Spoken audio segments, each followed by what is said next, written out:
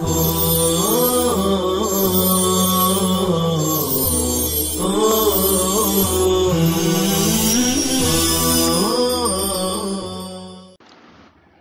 اللہ الرحمن الرحیم نحمده ونصلي على رسوله الكريم اما بعد قال المصنف رحمه الله والعامل ما به يتقوم المعنى المقتضي للإعراب فالمفرد المنصرف والجمع المكسر المنصرف بالضمة رفعا والفتحة نصبا والكسرة جرا جمع المؤنث السالم بالضمة والكسرة غير المنصرف بالضمة والفتحة۔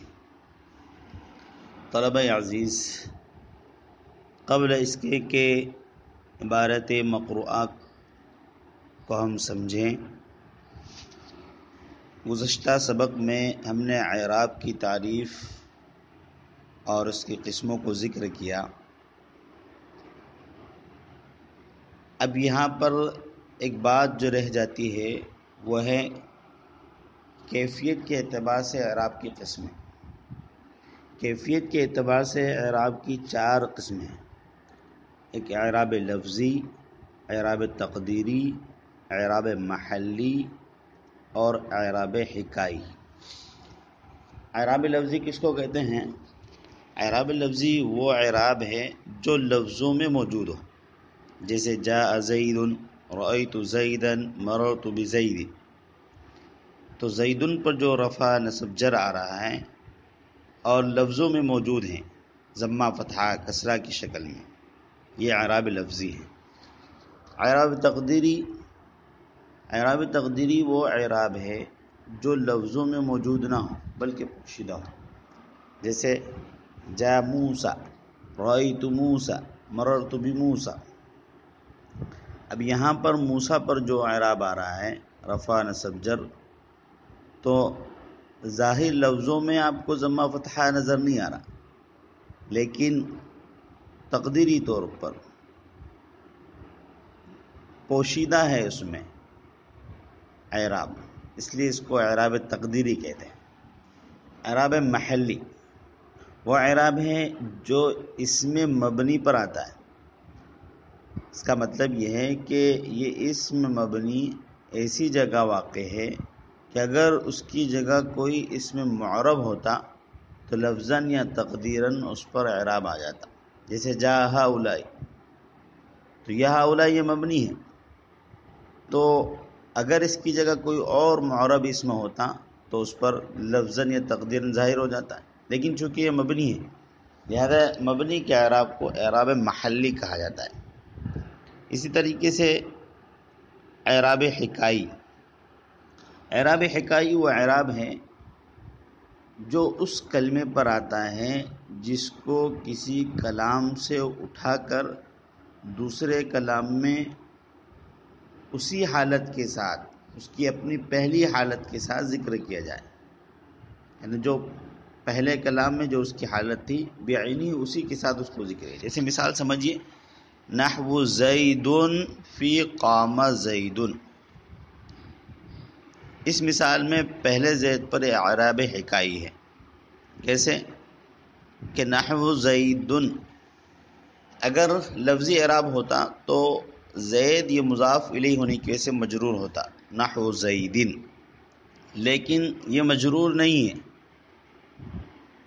تو اس پر اعراب حکائی دیا گیا۔ کیوں کہ قام زید میں زید فاعل ہونے کی وجہ سے مرفوع ہے، تو اسی حالت کے ساتھ اٹھا کر یہاں رکھ دیا، تو اس کو بولتے ہیں اعراب حکائی۔ بہرحال آج ہم نے جو عبارت پڑھی ہے اس میں عامل کی تعریف کی گئی ہے اور پھر اسماء متمکنہ کے اعراب کو ذکر کیا گیا ہے۔ چنانچہ ہم عامل کی تعریف کی طرف چلتے ہیں۔ عامل کی تعریف میں مصنف نے فرمایا ما به يتقوم المعنى المقتضی للاعراب۔ عامل وہ چیز ہے جس کے ذریعے ایسے معنی پیدا ہوتے ہیں جو اعراب کو چاہنے والے ہیں، اعراب کا تقاضا کرنے والے ہیں۔ اب یہاں پر عامل سے مراد عام ہے، خواہ عامل لفظی ہو یا معنوی، اور ما سے مراد ہر وہ چیز ہے جس کے اندر عامل بننے کی صلاحیت ہو، پھر وہ چاہے اسم ہو، فعل ہو یا حرف ہو۔ لہذا اب تعریف اس طرح ہوگی، یہ ہے کہ مفہومی ترجمہ اس طرح ہوگا، عامل خواہ لفظی ہو یا معنوی، وہ چیز یعنی اسم، فعل یا حرف ہے جس کے ذریعے ایسے معنی پیدا ہوتے ہیں جو اعراب کو چاہنے والے ہیں۔ اب معنی سے کیا مراد ہے؟ تو کہہ رہے ہیں کہ معنی سے مراد فاعلیت، مفعولیت اور اضافت کے معنی ہے، کیونکہ عامل جب فاعلیت کے معنی کو پیدا کرے گا تو وہ رفع کو چاہے گا، جیسے شرب زیدن، اور جب مفعولیت کے معنی کو پیدا کرے گا تو وہ نصب چاہے گا، جیسے شربت شاین، اور جب عامل اضافت کے معنی کو پیدا کرے گا تو وہ جر کو چاہے گا، جیسے سلمت علی راشدن، میں نے راشد کو سلام کیا۔ تو گویا عامل معنی کے واسطے سے اعراب یعنی رفع، نصب، جر کا سبب ہے۔ خلاصہ کلام یہ ہے کہ عامل وہ چیز ہے جس کی وجہ سے رفع، نصب اور جر آئے، جیسے کہ شریب زیدن میں عامل شریبہ کی وجہ سے زیدن پر رفع آیا، اور شریبت شاین میں عامل شریبتو کی وجہ سے شاین پر نصب آیا، اور سلمت علی راشدن میں اس مثال میں عامل علی حرف جر، اس کی وجہ سے راشد پر جر آیا۔ آگے مصنف علیہ الرحمہ نے اعراب کی اسماء متمکنہ کے اعراب کو بیان کیا ہے۔ اگر اسماء متمکنہ کے سارے اعراب پر غور کیا جائے تو مصنف نے 3 قسم کے اعراب ذکر کیے، ایک اعراب لفظی بالحرکت، اور ایک اعراب لفظی بالحروف، اور ایک اعراب تقدیری۔ قبل اس کے کہ ہم عبارت میں ذکر کیے گئے اعراب کو سمجھیں، عبارت پر ایک نظر کر لیں کہ یہاں پر عبارت میں بالضمتی جو آیا ہے، یہ جار مجرور مل کر فعل محذوف سے متعلق ہے۔ بالضمتی والفتحتی والکسرتی، یہ سب معطوف معطوف علیہ مل کر، جار مجرور مل کر متعلق ہوں گے فعل محذوف سے، اور رفعاً، نصباً، جراً، یہ اس فعل محذوف کی ضمیر سے حال واقع ہوں گے۔ لہذا اصل عبارت اس طرح ہوگی، فالمفرد المنصرف والجمع المكسر المنصرف يعربان بالضمة حال كونهما مرفوعين، والفتحة حال كونهما منصوبين، والكسرة حال كونهما مجرورين۔ کیا ترجمہ ہوگا کہ مفرد منصرف اور جمع مکسر منصرف، ان دونوں کو اعراب دیا جاتا ہے حالت رفع میں ضمہ کے ساتھ، اور حالت نصب میں فتحہ کے ساتھ، اور حالت جر میں کسرہ کے ساتھ۔ اب ایک بات اور ذہن نشین رکھیں، ایک دو بات اور ہم آپ کو ذکر بتاتے ہیں تاکہ آگے آنے والے اعراب کو ہم اچھی طرح سمجھ جائیں گے، اس لیے اس کو دھیان سے سنیں اور سمجھیں کہ اسم معرب کے اعراب کی اولاً 2 قسمیں، اعراب لفظی، اعراب تقدیری۔ پھر اعراب لفظی کی 2 قسمیں، اعراب لفظی بالحرکت، اعراب لفظی بالحرف، اور اعراب تقدیری کی بھی 2 قسمیں، اعراب تقدیری بالحرکت، اعراب تقدیری بالحرف۔ اور دوسری بات، ایک یہ بات یاد رکھیں کہ جیسے ہم یہ کہتے ہیں کہ حالت رفع، حالت نصب، حالت جر، تو یہ حالت کس کو کہتے ہیں؟ حالت، اس کی تعریف کیا ہے؟ تو حالت کی تعریف یہ ہے کہ کسی بھی کلمے کو اپنے عامل کے ساتھ جوڑنے کے وقت جو حالت ہوتی ہے اس حالت کو حالت رفع، حالت نصب اور حالت جر سے تعبیر کر دیں۔ کسی بھی کلمے کو اپنے عامل کے ساتھ جوڑنے کے وقت جو حالت ہوتی ہے اس حالت کو حالت رفع، حالت نصب اور حالت جر سے تعبیر کرتے ہیں۔ اور پھر جو حرکت بطور اعراب کی دی جاتی ہے، ضمہ، فتحہ، کسرہ یا واو، الف یا، اس کو اعراب کہتے ہیں۔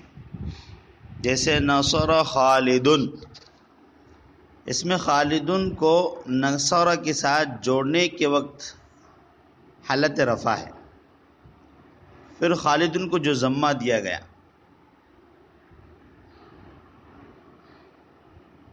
اسی طرح نصر ابو خالدن،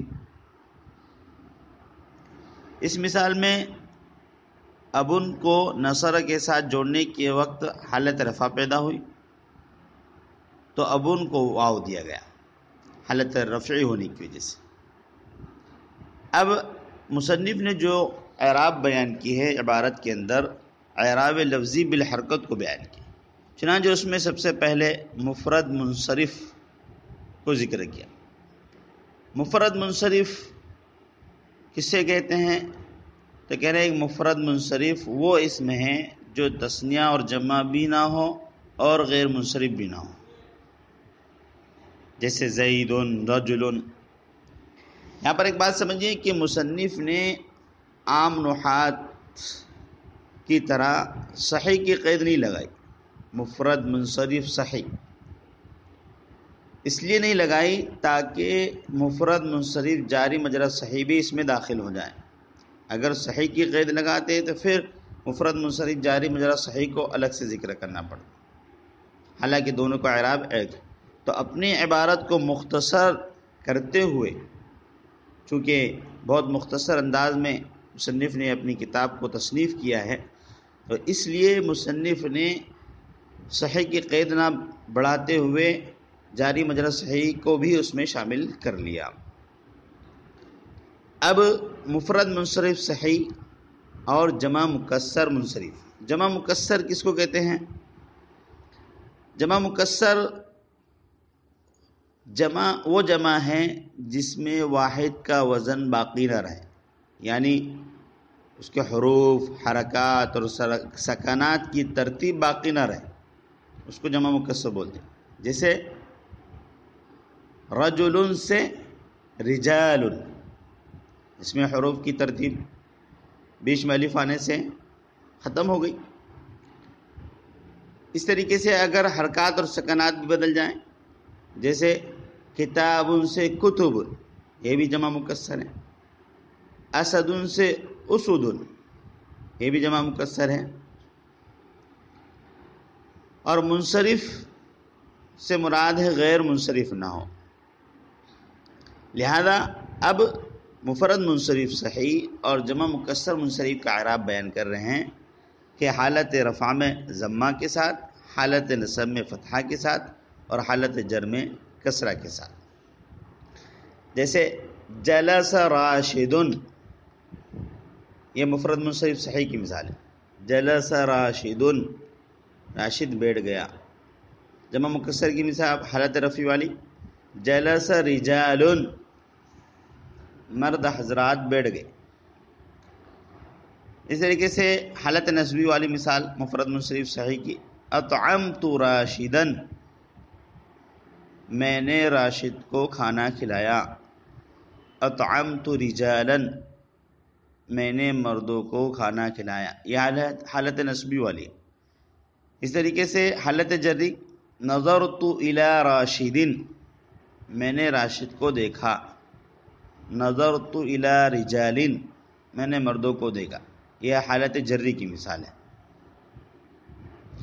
یہاں پر جو مفرد منصرف کہا ہے تو مفرد سے مراد وہ اسم ہے جو تثنیہ، جمع اور اسماء ستہ مکبرہ نہ ہو، اور منصرف سے مراد غیر منصرف نہ ہو۔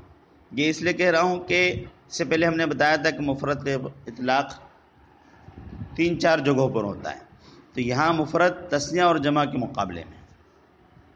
اب یہاں پر جمع مکسر منصرف کہاں ہے؟ تو جمع مکسر کی قید سے جمع سالم نکل گئی، اس لیے کہ جمع سالم کو اعراب بالحرف دیا جاتا ہے، اور منصرف کی قید جو لگائی ہے اس سے وہ جمع مکسر نکل گئی جو غیر منصرف ہوتی ہے، جیسے مصباح کی جمع مصابیح، تلمیذ کی جمع تلامیذ، یہ جمع مکسر ہیں لیکن غیر منصرف ہیں، کیونکہ اگر جمع مکسر غیر منصرف ہوگی تو اس کا اعراب تینوں حالتوں میں تین طرح کا نہ ہوگا بلکہ دو ہی طرح کا ہوتا ہے، لہذا یہ جو قیدیں بڑھائی گئی ہیں جمع مکسر منصرف، تو جمع مکسر بھی ہو منصرف بھی ہو۔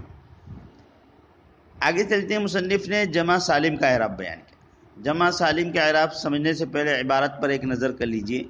جمع المؤنث السالم،